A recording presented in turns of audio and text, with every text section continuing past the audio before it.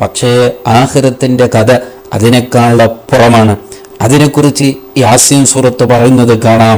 അല്ലൗമ, ആ ദിവസം, നേരത്തെ പറഞ്ഞ ആ ദിവസം, നഖ്തിമു അലാ അഫ്വാഇഹിം, അവർക്കുള്ള വായിലേക്ക് സീല് വെച്ചുപോയി, വതുകല്ലിമുനാ ഐദീഹിം, നമ്മളോട് ആ ദിവസത്തിൽ സംസാരിക്കുന്നത് അവരുടെ കൈകളാണ്, വതഷ്ഹദു അർജുലുഹും, അവർക്കുള്ള കാലുകൾ, കൈ സംസാരിക്കുന്നത് എനിക്ക് സാക്ഷി നിൽക്കും. എന്താണ് ഇവിടെ പറഞ്ഞത്? ഒരു മനുഷ്യൻ അത്ഭുതത്തോടു കൂടെ കണ്ടുപോകും. എൻ്റെ കൂടെ എൻ്റെ ശരീരെങ്കിലും ഉണ്ടല്ലോ എന്ന് സമാധാനിക്കുമ്പോഴാണ്. മറ്റുള്ളവരൊക്കെ പോയി, അത് നമ്മൾ കേട്ടതാണ്.